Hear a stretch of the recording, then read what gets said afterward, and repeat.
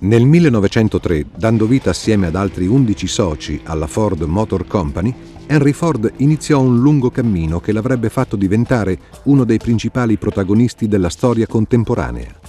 La Ford iniziò subito la sua attività, forte dell'esperienza accumulata nel settore dei primi veicoli a motore proprio da Ford.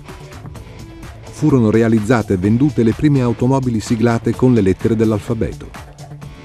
Furono auto con diverso numero di cilindri, con diverse trasmissioni, e probabilmente l'auto che riscosse maggior successo fu la Model N, una piccola e leggera 4 cilindri, posta in vendita sul mercato al prezzo di $500.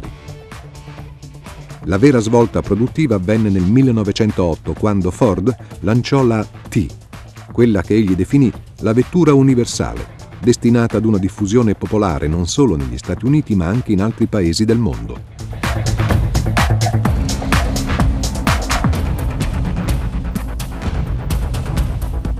In breve tempo la T, simpaticamente denominata Tin Lizzy, si diffuse sulle strade americane, grazie al costo piuttosto limitato che si aggirava sui $400.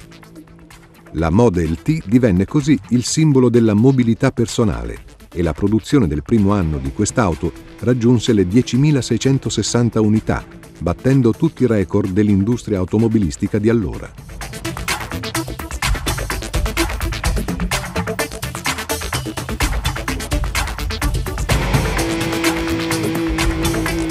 Anche in Europa furono distribuiti i primi modelli costruiti dalla Ford, che anno dopo anno divenne una grande potenza industriale.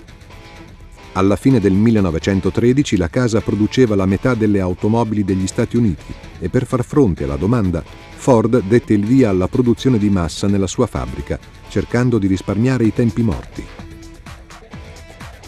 Ford pensò che se ogni lavoratore fosse rimasto in un posto assegnato, con uno specifico compito, anziché spostarsi da una sezione all'altra, l'auto sarebbe stata costruita in tempi più rapidi. Per verificare questa teoria, nell'estate del 1913, un telaio fu trascinato con una corda lungo il pavimento dello stabilimento in Michigan.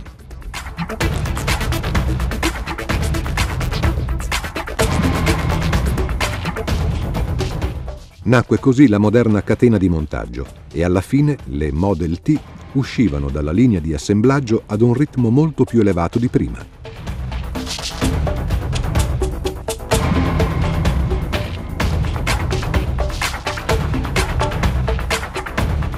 Con la nuova produzione si raggiunse ben presto la cifra record di 10 milioni di Ford T realizzate e la Ford fu costretta a costruire stabilimenti più grandi, in grado di rispondere al numero sempre crescente di ordinazioni.